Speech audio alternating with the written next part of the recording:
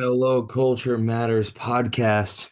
Back again with another culture content. Before I share the topic for today, here's a quote just for this episode.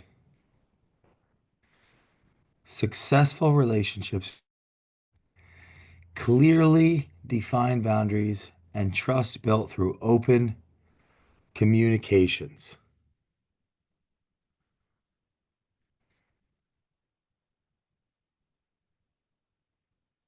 Dr. Peterson. Today's topic is how to nurture professional relationships that last a lifetime. How to nurture professional relationships that last a lifetime.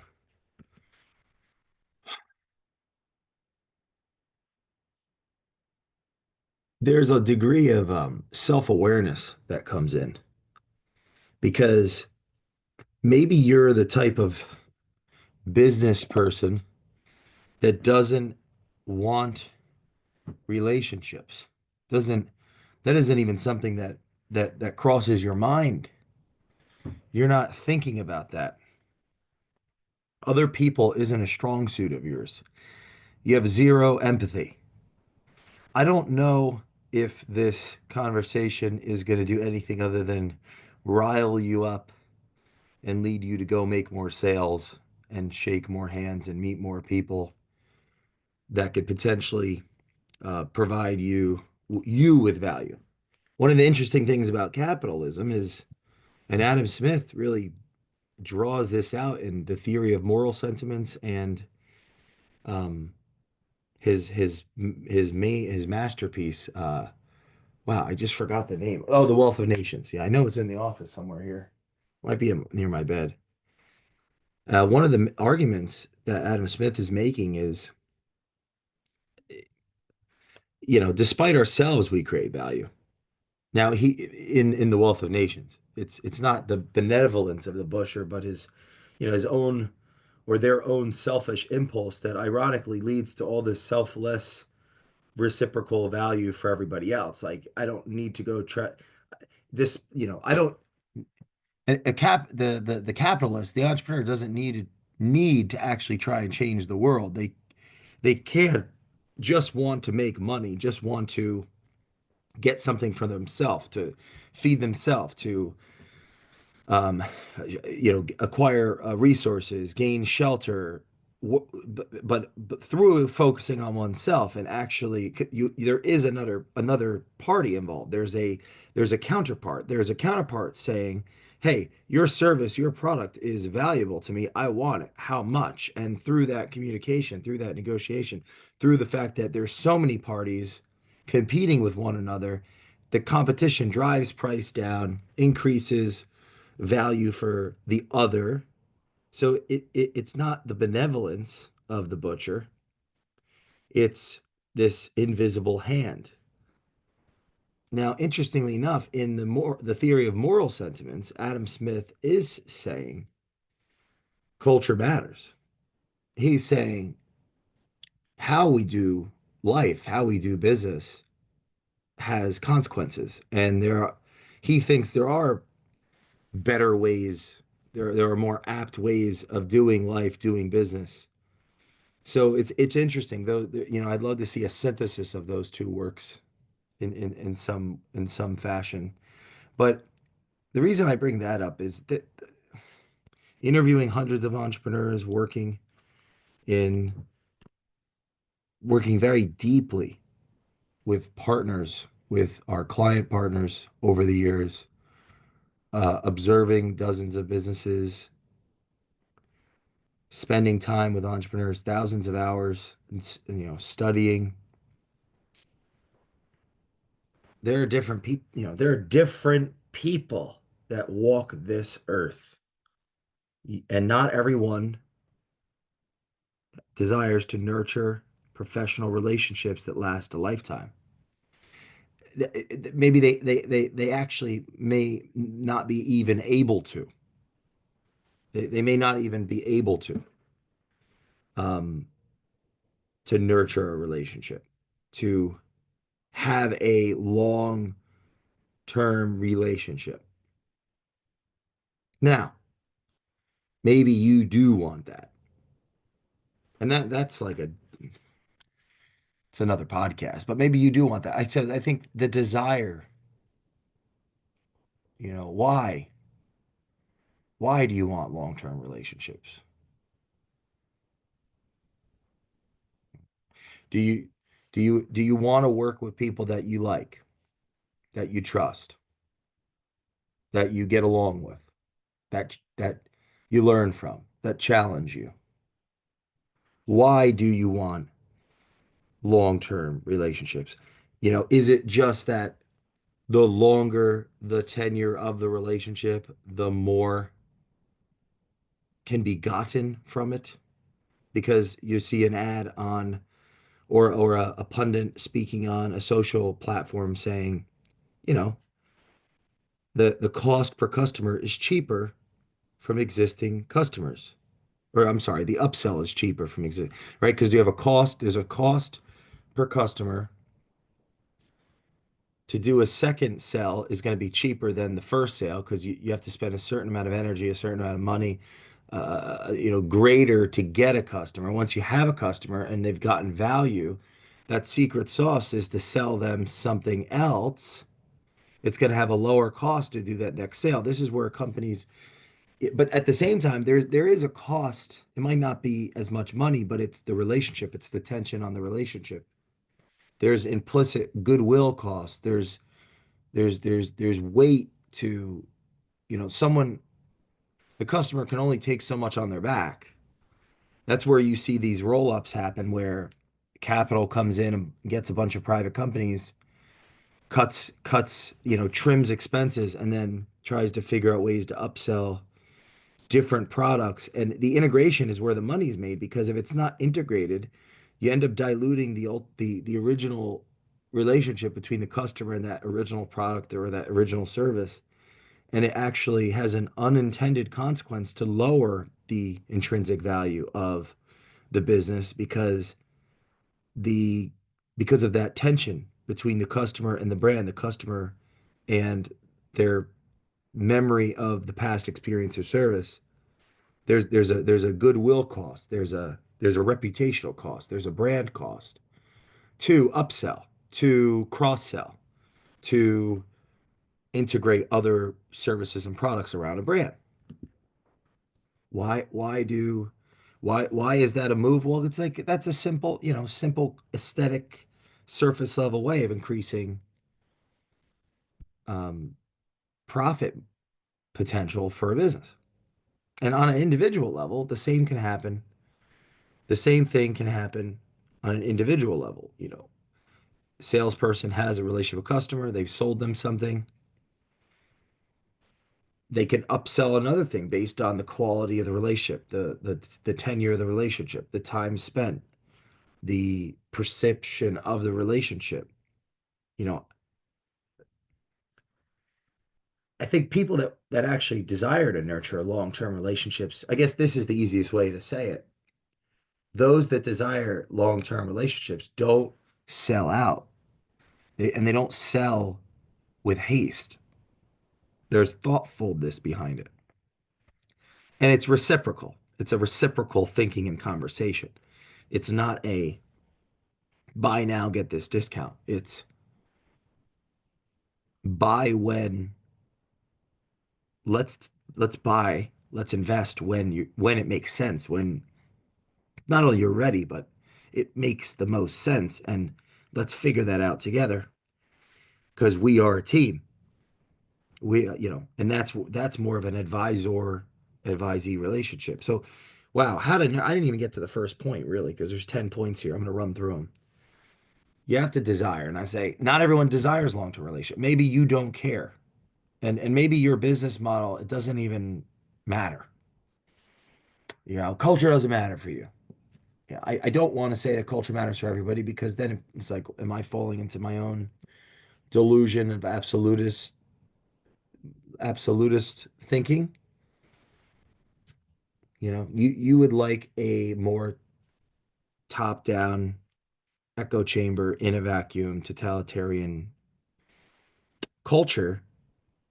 You're not nurturing professional relationships that last a lifetime. They're not professional. They could be relationships that more like you know, master slave relationships, not professional relationships. Could be, you know, toxic relationships rooted in fear and guilt and shame, and they're not professional relationships. So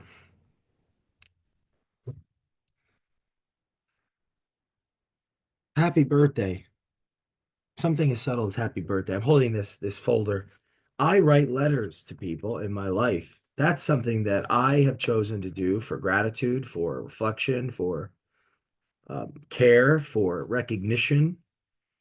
And it is not a short-term transactional, uh, it doesn't come back to me. It hasn't. It's been a couple of years. It doesn't.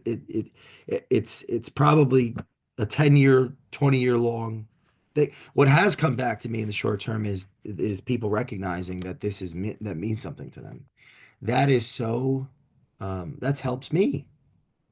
Right. This goes back to that invisible hand. It's like it helps my security. There's a selfish need. It was like it makes me feel better about myself. So in the short term, I get something selfishly. But as far as a material outcome, no. Um, but this is one way that honor or nurture long-term professional relationships is I write letters to people about things I learned from them, gratitude, things I'm thinking. I take time to, and I'm not alone. There's many great people. I thought of this because of the paving group writing thank you notes to customers throughout its tenure. My biological mother, Linda Duran, writing me letters as a child. Guy Spears' book on value investment, the education of value investor. He wrote thank you notes for years and years and years.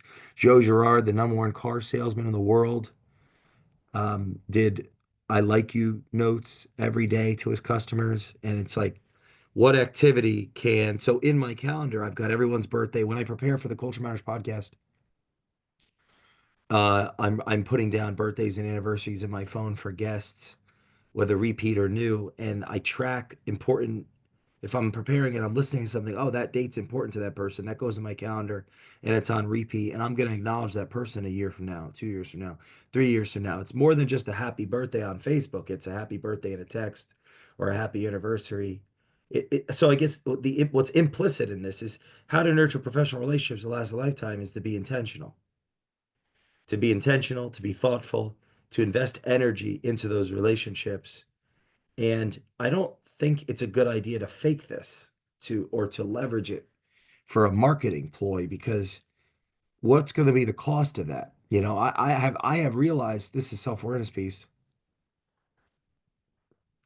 that by going through all those intentions in the professional context, unbeknownst to me, I was actually obfuscating my responsibility in a personal context. So I'm putting more energy into professional than personal, more energy into strangers that become friends and pseudo family than actual family.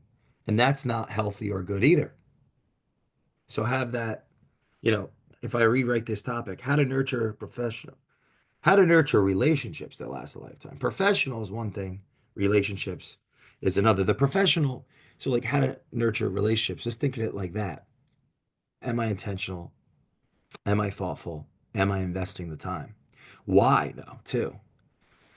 Is that something that you have to fake? Now, if you fake it long enough, does it become who you are? That's a philosophical question that you'll have to explore in your own life.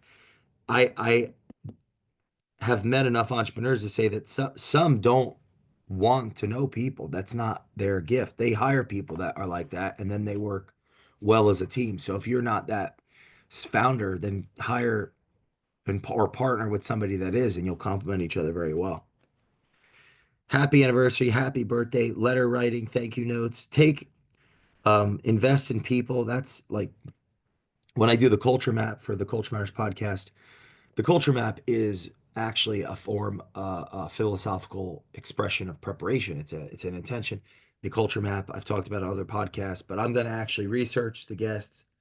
I'm going to research them, even if they've been on the before or I know them already, and I'm going to look at where they went to school, what they studied, how long they were there, how old are they. I always put people's age in the phone. Like I want to know how old people were. I'm going to look at all the events that are happening in society as I'm going through this process. How many jobs they had, how long they were there, what they did they get promoted, how many times, how many different careers, because you could, and I'm just going to ask a million questions and go through this, and I'll internalize everything about a person so I can ask better questions on the Culture Matters podcast to uncover the genius of our guest. That is, it's like the movie Limitless, and that as an advisor, as a strategist, as a consultant, and as the founder of a consulting professional firm, um, the more intel that I'm synthesizing, the better utility that I could give to the actual person. Figure out problems that aren't even clear to them, not only clear to them, but they aren't clear to anybody, and think like, many, many, many steps ahead. It's like a chess board. Um, People aren't even, not only are they don't even know they're playing, they're not even aware that they're in the game of chess, let alone, how many pieces are on the board, are they in the right starting position, and how to move them across the board.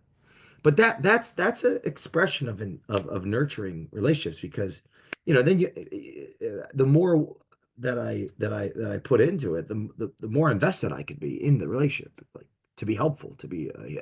And that's inbuilt at some level, like that is who I am, and maybe that's who you are, that whether it's been tapped into or not, but it's an intention and a desire and an investment of energy and time, and doing it so many hundred, obviously the skill, it builds and builds and builds and builds, and it becomes beyond conscious. It's a part of my identity, and it becomes, it's like that skill and talent have a reciprocal feedback loop relationship. Learn to apologize. Yeah, I've had to learn how to do that. A lot of energy, a lot of intensity. Maybe we, yeah, Nietzsche said, spirit of someone's character is how much truth they can handle. I mean, that's like paraphrasing. Um, for my own insecurity, I've said things I didn't mean, and said things I didn't mean, or in ways that shouldn't have been said, and gotten overly defensive in the face of, because when you yeah when if you tell somebody the truth, they may not like it because it's so true. It actually could destroy everything that they are. Like, and that goes for me, you to me to you, anybody. That's tough. And this is where I think, yeah, that's a deeper conversation. But learning to apologize, because being cruel is not that's not what a secure that's not leadership. That's infant infantilized. It's infant behavior. There's an infantilization in tyranny. Be successful. People want to be around successful people. Yeah, well, nurturing professional relationships, yes. If I am actually improving and getting better, and I want to be around you, if you're doing that continually, it's going to be easier to be around. I'm learning it, and you want to be around me. It's be successful. Continually learn and grow and get better. Oh, don't wait for people to call you. Call them. Don't let Yeah, don't wait for people to call you. I've seen the negative consequences of those waiting for people to call them. And I've suffered it without even realizing it in different contexts. The more emotional, the more true, the less clear, or the bigger the blind spot. Don't wait for people to call you, call them. Practice forgiveness. Listen, you want to nurture long-term relationships, let alone professional relationships. Practice forgiveness. if we are going to build a long-term professional relationship, we could have ups and downs. It could have ups and downs, and the you know giving up on people. That's not. I mean, that's the easier route. That's the easier route.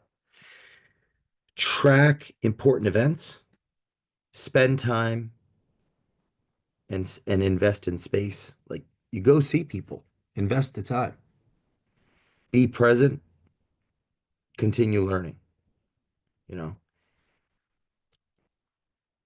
building professional relationships that last a lifetime comes down to intention, desire, intention, time invested, space invested, capital invested, spirit continually to be valuable, and and I can speak on this because this is actually a strength, and this is the bedrock of what's made our company so successful is nurturing long-term professional relationships where I have failed. And every it's and I'm improving on it now because of the becoming aware of it. Where I have failed is on the personal side. Now the question becomes, is it inextricably linked? The failure on the personal leads to the overemphasis on the professional, which ultimately makes the professional so powerful. Maybe. But this is another topic. It's another monologue about balancing personal and professional or something, but it's basically the hero goes home and they bring back the treasure, the wisdom, the resources. At the end of The Hobbit, the Bilbo goes back and he's got the 1/12th or 1/13th or 14th share. And so that's where I'm at in my career, and that's a lesson I hope that you resonate with, and don't let the whatever drives you lead you to oblivion, where you have the treasure and then you stay in the mountain and become the king obsessed with the jewel. If you're not a Hobbit fan, I'm sorry, but go watch Hobbit 1 through 3 and go watch Lord of the Rings too. We'll see you next time in the Culture Matters podcast, how to nurture professional relationships that last a lifetime.